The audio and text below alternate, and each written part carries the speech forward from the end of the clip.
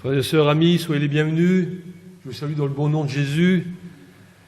Voilà, je suis très heureux d'être parmi vous encore aujourd'hui pour célébrer la gloire de notre grand Dieu et Sauveur Jésus-Christ. Donc voilà, merci Michel pour cette introduction. Vous avez vu, il y a 15 jours, nous avons vu un événement extraordinaire qui s'est passé. Nous avons pris un texte dans l'évangile de Marc, au chapitre 16. Et c'est cette annonce aux femmes qui a été faite, qui les a complètement déconcertées, ces femmes-là. L'ange leur a annoncé quoi ? Jésus est ressuscité. Amen. Alors aujourd'hui, dans la chrétienté, quand l'on dit Jésus est ressuscité, d'autres personnes répondent, et j'aimerais vous l'entendre dire. Voilà. Eh bien oui, Jésus est réellement ressuscité. Alors je vais vous partager ce que le Seigneur m'a mis à cœur aujourd'hui. C'est, est-ce que nous avons réellement conscience de ce que cela signifie pour nous chrétiens lorsque nous disons oui, Jésus est vraiment ressuscité? Parce que quelquefois ça peut être une tradition simplement pour le dire. Mais qu'est-ce que ça fait au fond de mon cœur? Qu'est-ce que ça change dans ma vie? D'où le titre de cette prédication, vivez une vie de ressuscité. Alors, au préalable, je tiens à affirmer que la résurrection de Jésus-Christ, c'est bien la preuve devant le monde entier que nous avons un Seigneur et un juge. Oui, parce qu'un jour, Jésus viendra et jugera ce monde. Jésus, voyez-vous, il est mort pour nos péchés. Il est ressuscité pour notre justification et il est monté au ciel pour être exalté comme Seigneur, pour être glorifié, pour être célébré, pour être loué. Et ça aussi, ça prouve que Jésus, il est juge sur toute la création.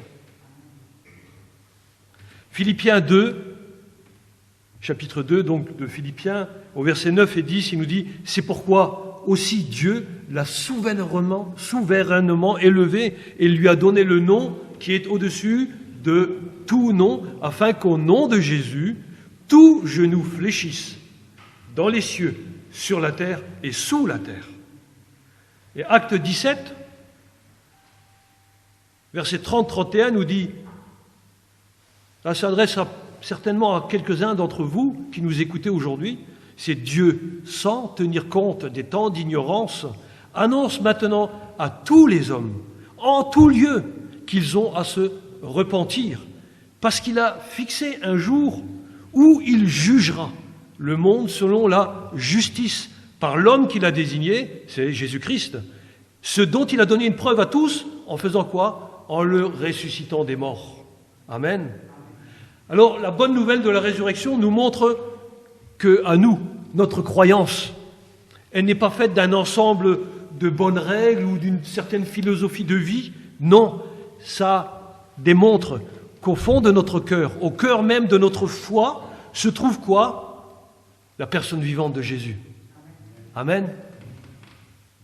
Alors, si Christ, il est au centre de notre foi, eh bien ça va provoquer en chacun de nous un changement de mentalité qui produira toujours de vrais changements dans nos attitudes et dans notre comportement. Amen. Je vous invite à ouvrir avec moi la parole de Dieu et on va lire un texte qui se trouve en Éphésiens, chapitre 2. On va prendre les versets 1 à 7. Donc je vous invite à faire la lecture avec moi. On va prendre la parole de Dieu. Éphésiens 2, versets 1 à 7. Et la parole, elle est la vérité, n'est-ce pas? Elle nous dit ceci.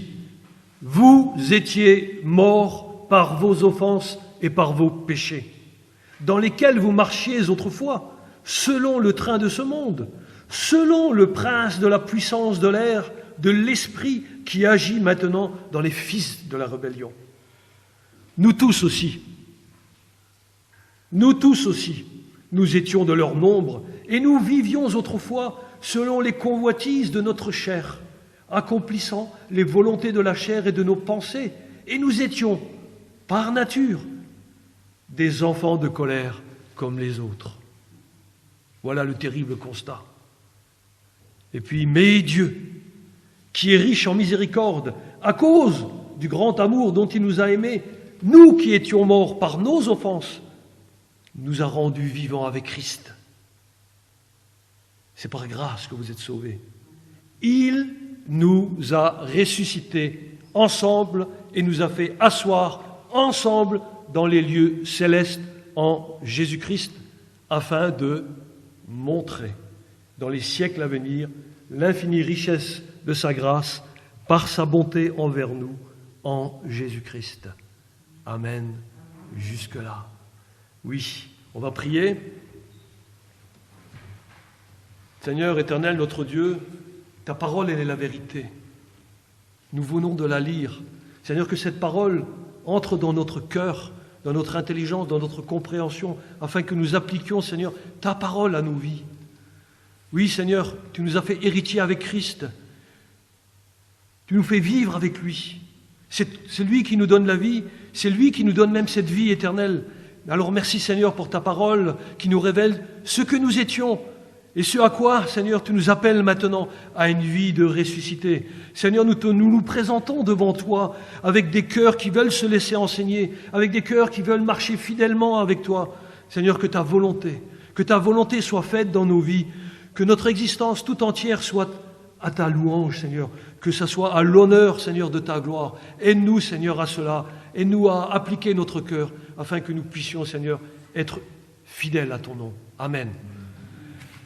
Oui, alors, frères et sœurs, amis, si nous n'avions que les 3 premiers versets de ce texte que nous venions de lire, nous serions tous perdus. Tous perdus. En effet, nous étions morts spirituellement, quoique vivants d'apparence, ou inversement, quoique vivants physiquement, nous étions morts spirituellement. Ce texte, voyez-vous, il nous donne d'emblée notre condition. Vous étiez morts par vos offenses. Et si Paul s'adresse aux Éphésiens ainsi, eh bien c'est pour quoi faire? C'est pour les encourager. C'est pour les encourager et de se rappeler, et de rappeler à tous les croyants du monde aujourd'hui qui lisent ce texte, les bénédictions extraordinaires qui se trouvent en Jésus-Christ. Paul, il est poussé par le Saint-Esprit et il veut susciter dans le cœur des chrétiens la reconnaissance, oui, qui va s'exprimer maintenant d'une manière de vivre en conséquence, en leur rappelant d'où ils venaient, oui, et ce qu'ils sont maintenant devenus en Christ. Le verbe « être », voyez-vous, il est conjugué à l'imparfait. C'est incroyable, n'est-ce pas? Imparfait pour des hommes imparfaits. Oui, c'est ça. Et c'est ce que nous étions avant de connaître Christ. Et forcément, ça sous-entend que cela ne devrait plus être le cas maintenant. Parce qu'il s'est passé quelque chose dans notre vie et nous ne devrions plus être ainsi. Alors nous avons vraiment besoin de saisir cet état de changement et de le déclarer. Avant, nous étions où? Dans ce grand cimetière de péché. Et voyez-vous, dans ce texte, dans les 3 premiers versets, il y a 4 marques de notre terrible condition spirituelle dans laquelle se trouvait l'homme non sauvé. Premièrement, il est mort. C'est-à-dire que l'homme naturel, il ne peut rien faire. Il est incapable de comprendre et même d'apprécier les choses spirituelles. D'ailleurs, il ne les recherche même pas. Il est mort. Parce que pour le mort, il n'y a aucun espoir de se corriger, aucun espoir de guérir, aucun espoir d'être réanimé. La seule chose que le mort soit capable de recevoir, c'est quoi? C'est le don de la vie. Mais oui, c'est la résurrection. Sinon, il ne peut rien recevoir d'autre. Et voyez-vous, si nous avons vu cette première marque, regardons maintenant à la deuxième marque de l'homme non sauvé, c'est quoi? C'est il est désobéissant. Mais oui, et ça, c'est arrivé dès Genèse, n'est-ce pas? Genèse 2,17, lorsque Adam et Ève ont cru au mensonge de Satan. Et depuis, eh bien, la désobéissance, cette désobéissance, elle a atteint toute la couche de l'humanité tout entière. Et il y a eu la mort spirituelle, puis la mort physique. Premièrement, la mort spirituelle, c'est coupé avec Dieu, c'est fini. Il n'y a plus de relation avec le Dieu Tout-Puissant. Ensuite, il y a eu la mort physique. Donc, depuis ce temps, toute l'humanité, elle vit dans un état de désobéissance à Dieu. Alors, on voit aussi que dans ce monde, eh bien, il y a une pression qui est exercée sur tous les hommes pour qu'ils se conforment au système de ce monde. Et voyez-vous, si vous regardez les informations, vous regardez l'actualité, vous regardez autour de vous, vous voyez que ça va s'empirant. Ça va s'empirant, toujours, de plus en plus. Et d'ailleurs, le livre de l'Apocalypse nous dit même que nous voyons ce système venir tout doucement et que ce système du monde, il est en relation avec Satan, et lui, Satan, il va imposer sa marque sur ceux qui lui appartiennent. C'est pour ça qu'on lui discerne le titre de prince de ce monde. Et voyez-vous, ce n'est pas un titre d'honneur, ça. Mais ça démontre que dès le commencement, Satan, il a usurpé, oui, il a usurpé le rôle qui avait été donné au départ par Dieu à l'être humain, à l'homme, à Adam. Et là, maintenant, Satan, il veut régner sur le monde. Et remarquez même que le train de ce monde, eh bien, il met des rails dans la vie des personnes pour les façonner selon un modèle comme un moule, en fin de compte, qu'il veut que tout le monde adopte. C'est la tromperie, l'immoralité, l'égoïsme, la violence, la révolte. Et dans ce temps de révolte qui sévit dans ce monde, il y a 3 grands ennemis de Dieu. C'est le monde lui-même, le diable et la chair. La chair dont parle Paul, il ne parle pas de ma peau avec les vaisseaux sanguins, hein. Il parle du fait que c'est notre nature déchue qui est dans notre chair, que cette nature déchue que nous avons reçue à notre naissance, c'est cette nature déchue qui nous pousse à pécher avec notre corps. Et c'est cette même nature déchue qui veut contrôler le corps et l'âme, et ça pousse à désobéir à Dieu. Et pour triompher de notre propre nature charnelle, du monde et du diable, il nous faut quoi? Il nous faut une aide extérieure à l'homme, et cette aide ne peut venir que de Dieu, parce que le 3e élément de notre ancienne condition spirituelle, c'est que nous étions perdus. Cela nous est dit au verset 3, « Nous aussi, nous étions de leur nombre et nous vivions autrefois sur les convoitises de notre chair, accomplissant les volontés de la chair et de nos pensées. Et nous étions par nature des enfants de colère comme les autres. Nous étions perdus, puisque nous accomplissions quoi? Les volontés de la chair et de nos pensées. En effet, il n'y a rien dans l'homme non régénéré qui puisse le pousser à obéir aux exigences de la volonté de Dieu. Il ne le peut pas puisqu'il ne connaît pas Dieu. Mais voyez-vous, un homme perdu, il peut quand même faire du bien à son voisin, il peut quand même faire du bien à ses relations, il peut être quelqu'un qui a une certaine bonne moralité, entre guillemets, mais il est totalement incapable de faire quoi que ce soit qui puisse plaire à Dieu. Alors, qu'est-ce qu'il va faire, cet homme? C'est tout simple. Comme il ne peut pas plaire à Dieu, il va faire quoi? Eh bien, il va mettre en place une religion mondiale. Une religion, c'est quoi? C'est quelque chose que l'homme met en avant avec ses propres pensées, ses propres idées, en utilisant le nom de Dieu. Simplement ceci. Mais ça n'a rien à voir avec Dieu. Alors on entend souvent cette philosophie humanisante qui passe à travers le monde, qui dit que l'essentiel, c'est de faire quoi? C'est de faire du bien autour de soi, et le bon Dieu te le rendra. Mais Jésus nous met en garde contre cela, puisqu'il dit en Luc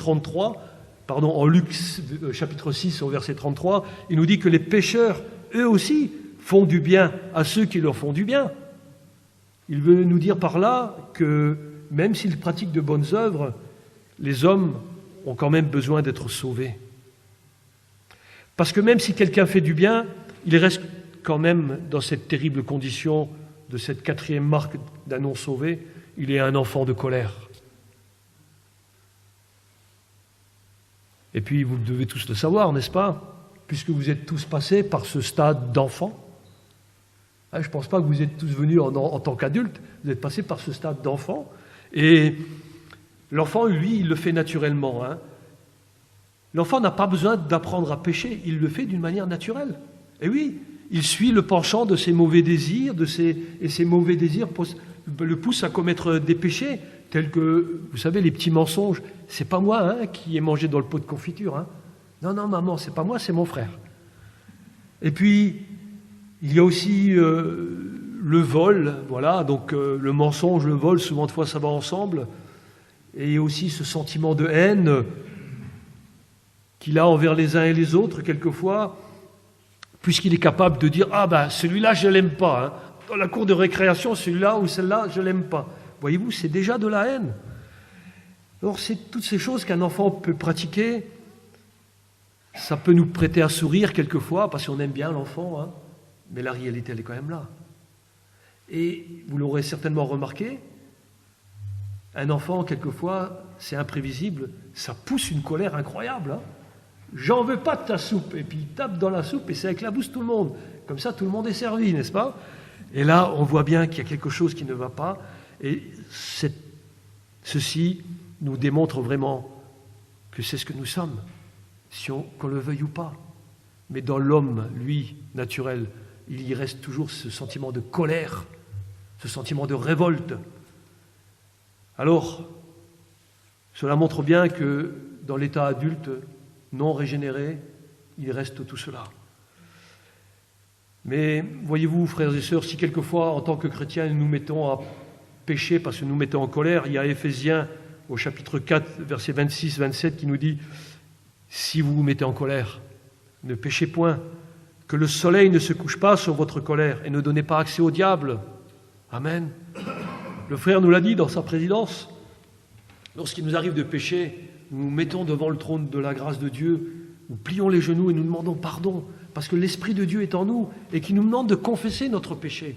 Et le Seigneur nous rétablit, nous remet debout pour repartir en avant. Et voyez-vous, pour tous ceux qui n'ont pas accepté Christ dans leur vie, la sentence est la même. Celui qui n'est pas sauvé est déjà condamné. Je citerai 2 Pierre 3,9 qui nous dit « Mais Dieu, dans sa bonté, use de patience envers vous, ne voulant pas qu'aucun périsse, mais voulant que tous arrivent à la repentance. » Et voyez-vous, nous arrivons à ce terrible constat à la fin du verset 3. L'homme ne peut pas se sauver lui-même. Et dans notre texte biblique, dans votre Bible, vous l'avez, mais pas dans le texte original en grec, il y a 3 petits points. 3 petits points qui en disent long. Ils en disent long, ces 3 petits points. C'est comme un océan qui serait là et qui voudrait nous engloutir. Mais voyez-vous, heureusement, il y a cette courte phrase qui vient changer toute la vie et qui nous fait nous émerveiller, c'est le « mais Dieu ». Oui. Et pour illustrer ce passage, je vais prendre l'exemple d'un secours en mer qui s'est produit il y a quelques jours au large de la Norvège. Par la suite d'une panne de moteur, un cargo s'est trouvé mal en point dans la mer en furie, des vagues de 8 mètres de haut, et les hommes d'équipage ont dû quitter le navire puisqu'il était ingouvernable. Et le navire lui-même, il menaçait de se retourner face à la violence des vagues. Alors ils avaient lancé un SOS, et cet SOS, les autorités maritimes l'ont reçu, et ils ont envoyé un hélicoptère sur place pour pouvoir reprendre donc tous ces hommes d'équipage. Alors tous les hommes d'équipage ont pu être secourus effectivement depuis la plateforme du cargo, sauf un. Je ne sais pas si vous avez vu ça, moi j'ai regardé ça parce que la mer en furie, ça me fait peur. Parce que je l'ai souvent vécu, et même en famille. Et donc quand j'ai vu ça, j'ai dit « Waouh Seigneur, mais ça, c'est un super message que tu nous adresses. » C'est pour ça que je tenais à vous le partager. Donc un seul homme était resté sur la plateforme, et comme le bateau menaçait de se retourner, qu'est-ce qu'il a fait cet homme? Il s'est jeté à la mer. Il s'est jeté à la mer et il doit son secours uniquement au fait qu'il avait son gilet de sauvetage et il avait juste la tête hors de l'eau. Et les vagues étaient là, elles passaient par-dessus lui. Et heureusement qu'il avait son gilet de sauvetage. Donc, qu'est-ce qui se passe? Eh bien, cet homme, on le voit, il est environné de vagues gigantesques et il ne devait donc sa survie qu'au gilet qu'il avait pris sur lui. Mais voyez-vous, pour le sauveteur qui arrive sur place, il n'y a pas d'autre moyen pour lui, pour ce sauveteur, que de se jeter à l'eau aussi, pour aller récupérer cet homme. Et ça me rappelle que Jésus aussi, il a quitté son trône de gloire pour revêtir notre humanité. Il a pris la forme de serviteur en devenant semblable aux hommes, afin de nous tirer du péché dans lequel nous étions et dans lequel ce péché nous tenait prisonniers. Une question, et vous savez ce que doit faire un homme qui se s'est perdu en mer et qui attend avec impatience son sauveteur? Eh bien, simplement ceci, il doit mettre ses 2 bras en croix sur le gilet de sauvetage pour montrer qu'il ne peut rien faire et qu'il ne veut rien faire pour lui-même pour être sauvé. Parce qu'il attend tout du secours de celui qui vient d'en haut. C'est alors que le sauveteur, lui, il s'approche du naufragé et il l'enlace, et tous deux ensemble, attachés au filin, ils vont pouvoir être hissés dans l'hélicoptère pour entrer dans la cabine en sécurité. Voilà ce que Jésus il a fait exactement pour chacun de nous. Pareillement, chacun de nous, on doit se poser la question, d'où me viendra le secours? Et la réponse se trouve dans la Bible, au psaume 121 et au verset 2. Il nous dit quoi? Le secours me vient de l'Éternel qui a fait les cieux et la terre. Et voyez-vous, la réponse, c'est le secours me vient d'en haut. Amis, si vous reconnaissez aujourd'hui que vous avez besoin d'être secourus parce que vous vous savez perdus, alors arrêtez de vous débattre et attachez-vous à Christ en faisant confiance à sa parole. Ce qui nous amène à porter toute notre attention sur Dieu maintenant et non plus sur l'homme. Oui, sur Dieu et non pas sur l'homme pécheur. Et pour cela, je vous invite à relire avec moi les versets 4 et 7 qui nous disent « Mais Dieu, qui est riche en miséricorde, à cause du grand amour dont il nous a aimés, nous qui étions morts par nos enfances, nous a rendus vivants avec Christ. » C'est par la grâce que vous êtes sauvés. Il nous a ressuscités ensemble et nous a fait asseoir ensemble dans les lieux célestes en Jésus-Christ, afin de montrer dans les siècles à venir l'infinie richesse de sa grâce par sa bonté envers nous en Jésus-Christ. Alors rappelez-vous, dans les 3 premiers versets, il y avait 4 marques qui démontraient notre terrible condition. Mais ici, dans ces 4 autres versets, eh bien, Dieu veut que vous regardiez maintenant aux 4 œuvres qu'il a accomplies en notre faveur pour nous sauver des conséquences de nos péchés. S'il y avait 4 mauvaises choses, Dieu vient avec 4 bonnes choses et il va par-dessus ces choses pour vous laisser que ces 4 bonnes choses-là. Il nous a aimés, premièrement. Deuxièmement, il nous a rendu la vie. Troisièmement, il nous a exaltés. Quatrièmement, il nous garde.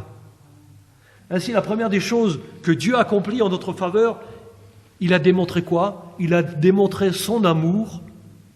Il nous a aimés. Effectivement, vous le savez tous, Dieu est amour. Et ça, c'est son attribut. Et il est indissociable de sa personne, de sa nature divine. Mais Dieu est aussi riche en miséricorde et en grâce. C'est par grâce que vous êtes sauvés. Alors, Dieu, dans sa miséricorde, il ne nous donne pas ce que nous méritons, c'est-à-dire nous méritions la mort loin de lui. Et maintenant, dans sa grâce, Dieu nous donne ce que nous ne méritions pas, c'est-à-dire il nous donne la vie éternelle avec lui. On va le redire pour s'en imprégner davantage. Dans sa miséricorde, Dieu ne nous donne pas ce que méritaient nos péchés, mais dans sa grâce, Dieu nous donne la vie éternelle que nous ne méritons pas. Amen. Et oui, et c'est vrai. Et ça doit nous émerveiller. Et voyez-vous, tout cela est rendu possible grâce à la mort de Jésus à la croix. Il est mort pour nos péchés. Et c'est sur Jésus que s'est reportée toute la haine du péché. Et là, sur cette croix, c'est là que Dieu a montré que son amour est déversé sur l'homme qui se repent de ses péchés. Ainsi, si nous étions morts dans nos péchés, maintenant Dieu nous a rendus vivants. Et c'est mon deuxième point, c'est Dieu nous a rendu la vie. Et comment Dieu nous rend vivants avec Christ ? Par le seul moyen qui nous est donné, la foi en sa parole. Car la parole de Dieu est vivante et efficace. Et chaque fois que Christ a ressuscité des personnes dans les évangiles, il prononce une parole et cette parole donne la vie. Aujourd'hui encore, Jésus s'adresse à quelqu'un. Comme au fils de la veuve de la ville de Naïm, en Luc 7, on peut le prendre. Donc Luc 7, versets 14 à 15. Vous connaissez, c'est Jésus qui ressuscite le fils d'une veuve dans la ville de Naïm. Alors tu es peut-être ce jeune homme dont la maman pleure parce que tu t'es éloigné, parce que tu n'es pas dans le conseil de Dieu, parce que tu es mort spirituellement. Et là, Jésus s'approche, il a compassion de cette femme et il lui dit, il s'approcha, il toucha le cercueil, ceux qui le portaient s'arrêtèrent. Et voici ce que Jésus s'adresse à toi aujourd'hui. Il te dit, jeune homme, je te le dis, lève-toi. Oui, le Seigneur, c'est dans sa parole. Sa parole, elle est vivante et elle est efficace. Et elle fait lever ceux qui sont morts spirituellement. Le deuxième exemple, c'est pour la fille de Jairus, c'est en Luc 8, 54. En Luc 8, 54, où aujourd'hui encore peut-être tu vis dans une famille qui connaît Dieu, comme Jairus. Mais où es-tu aujourd'hui ? Que fais-tu ? Et là, c'est pareil. Jésus vient et il dit à tous, ne pleurez pas. Elle n'est pas morte, elle dort. Oui, le Seigneur, il veut te faire lever de ton sommeil aujourd'hui, de ta mort spirituelle. Au verset 54 de Luc 8, il nous dit, Jésus saisit par la main et lui dit d'une voix forte, voilà ce que Jésus s'adresse à toi aujourd'hui, il te dit, enfant, lève-toi.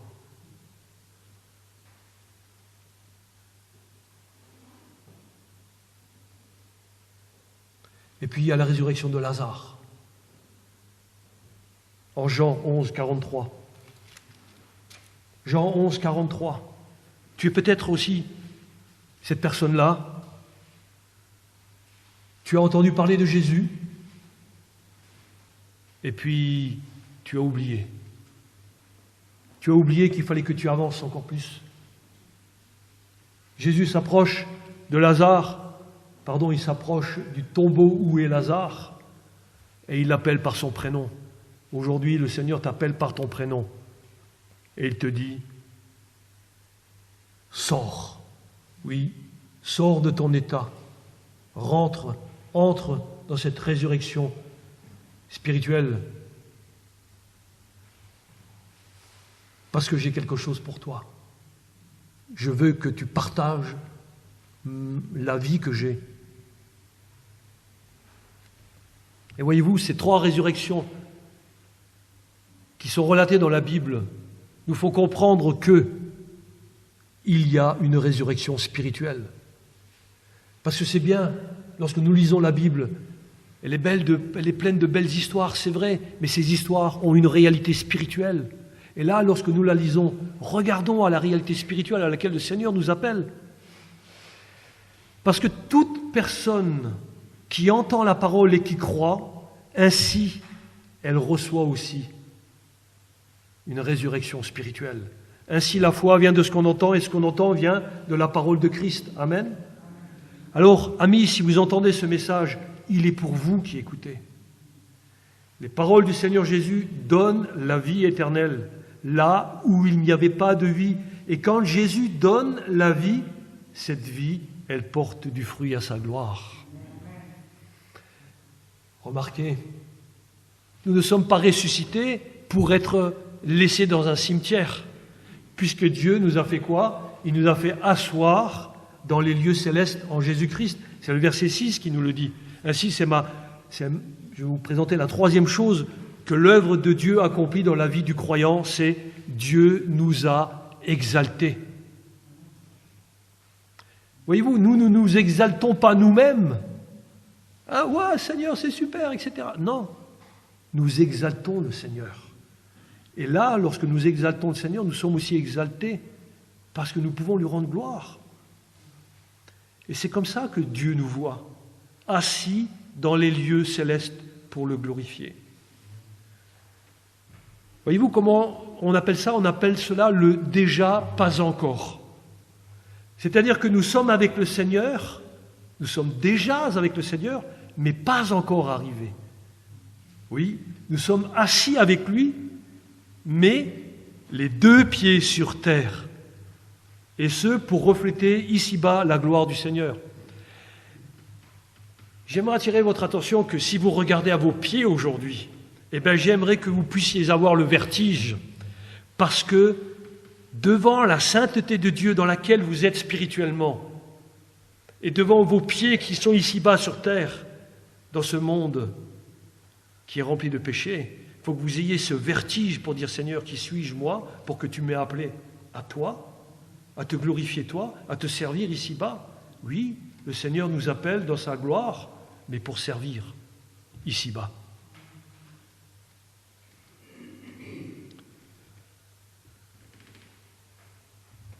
Oui, si ma position physique, elle est bien ici, toujours sur terre,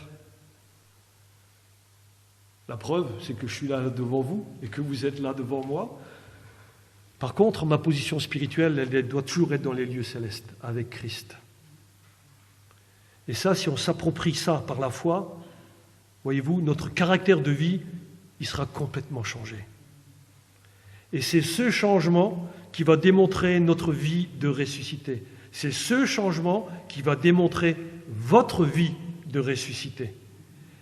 Parce qu'il n'y aura plus d'emprise du péché sur le chrétien, puisque Jésus a mis un terme à l'autorité de Satan dans nos vies. C'est fini ça.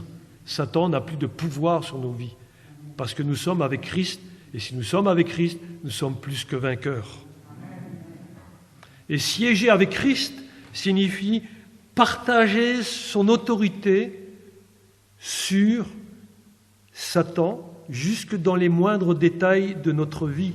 C'est-à-dire, il n'a plus de puissance pour nous faire quoi que ce soit. La seule puissance, c'est vous qui la détenez, si vous laissez agir Satan dans votre vie. Mais ça vous appartient. Et le Seigneur nous demande de revenir à lui, avec de meilleures dispositions de cœur, avec un élan, avec une ferveur pour le servir. Alors, effectivement, comment pouvons-nous dire que nous sommes avec Christ si nous continuons, par exemple, de manière manifeste à pratiquer un péché? Voyez-vous, ça, c'est pas possible avec Christ. C'est pas possible, mais je tiens encore à vous le préciser, si frères et sœurs, si nous avons reçu une autorité sur la chair et sur Satan, nous devons aussi avoir l'audace de nous saisir de cette autorité en refusant tout compromis et toute hypocrisie dans notre vie. Que ton oui soit oui, que ton non soit non. Tout ce qu'on rajoute vient du diable. Alors, puisque Dieu nous a bénis dans les lieux célestes, c'est à nous d'appliquer cela dans notre vie de tous les jours. Ainsi, ça nous fait aborder maintenant le 4e point de l'œuvre de Dieu.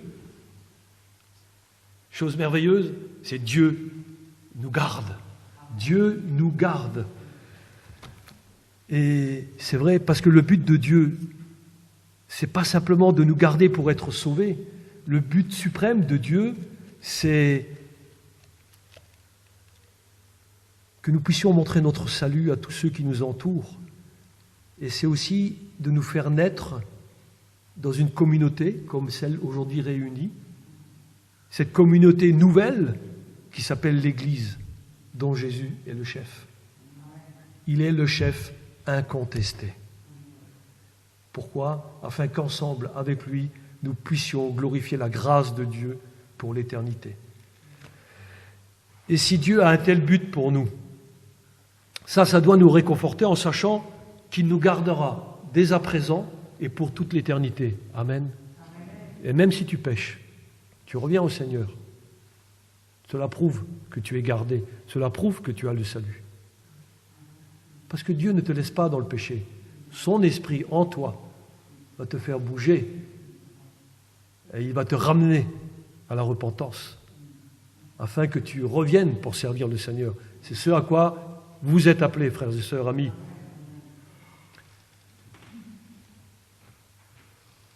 Pour résumer, en fin de compte, la question que nous pouvons nous poser, c'est quoi ? C'est de quoi un mort a-t-il besoin ? D'être instruit ? D'être nourri ? Ça, vous le trouvez dans les tombeaux, n'est-ce pas ? Vous le trouvez parce que quelquefois, il y a des personnes qui ont mis dans les tombeaux des pharaons, par exemple, des écrits et puis de la nourriture. Et ça, voyez-vous, on le trouve effectivement dans des sarcophages, là où il y a des belles momies, n'est-ce pas ? Mais voyez-vous, il n'y a aucune momie qui soit en bonne santé. Donc ça prouve que tout ceci ne sert à rien. Alors, ce dont un mort a besoin, c'est d'être ressuscité. Un mort a besoin d'être ramené à la vie. Un mort est un corps mort qui est sans vie, sans affection pour les choses de Dieu. Un mort est sans intérêt pour Dieu, car il n'a pas de désir pour les choses qui ont trait à Dieu. D'ailleurs, un mort n'a pas de volonté, et donc pas de force pour servir Dieu, et c'est ce que nous étions avant par nature. Nous étions morts dans ce monde. Et puis, rappelez-vous toujours cela, 3 petits points dans votre Bible. Puis vient une précision qui corrige tout le mal, c'est le « mais Dieu » qui nous a ressuscités avec Jésus. Et c'est que quand nous sommes ressuscités avec Christ, que nous commençons à comprendre son amour, sa sainteté, sa sagesse et sa bonté envers nous, qui ne méritions rien. Car c'est par pure grâce que nous sommes sauvés, par le moyen de la foi, et ça aussi, ça ne vient pas de nous, c'est encore un don de Dieu. Qu'est-ce que nous pouvons nous réjouir dans le Seigneur, n'est-ce pas ? Tout est don, tout est par pure grâce. Et voyez-vous, la foi, elle-même, elle est une conviction donnée par Dieu qui nous fait accepter ce que Dieu promet et qui nous fait aussi accepter que ce que Dieu promet est vrai. La foi, elle repose sur des faits. Jésus-Christ est mort, mais il est ressuscité pour nous donner la vie. Et voyez-vous, je ne peux pas me saisir de cela et je ne peux simplement le saisir qu'en l'acceptant avec conviction. La foi, c'est l'acceptation du secours. La foi, c'est être attaché au secours qui vient de Jésus pour être enlevé dans les airs et être avec lui d'une manière spirituelle dans les lieux célestes. Et un jour, oui, un jour, cela se produira d'une manière physique au retour de Christ. Car les morts en Christ ressusciteront premièrement, et nous, les vivants, nous serons enlevés ensemble pour être avec lui pour l'éternité. Oui. Mais alors, dans cette attente, frères et sœurs, vivons une vie de ressuscité en grandissant dans la conformité à Christ et pratiquons les bonnes œuvres que Dieu a préparées d'avance pour nous. Et tout le mérite revient à Dieu, qui est la source de tout ce qui est bon. Parce que tout ce que Dieu fait pour toi, mon ami, tout est bon. Ne t'inquiète de rien. Avance avec lui.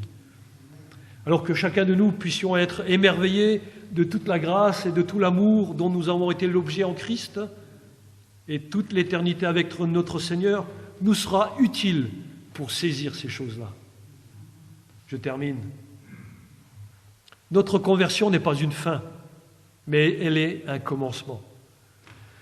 Jésus a répondu aux plus grands besoins que nous avions tous.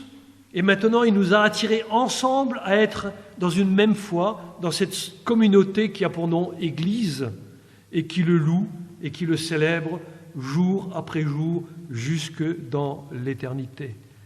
Et c'est que quand nous avons une bonne connaissance de ce que Dieu a fait pour nous, alors on ne peut que le louer, que l'exalter, que le glorifier et aussi le servir ici-bas en attendant qu'il nous appelle à lui. Alors en connaissance de cause, amis, vivez une vie de ressuscité. Amen. On va prier. Merci, Éternel, notre Dieu, parce que tu nous combles au-delà de ce que nous pouvions penser, nous, dont nos pensées elles-mêmes n'étaient même pas attachées à toi. Mais dans ta grâce infinie, Seigneur, le secours est venu en Christ.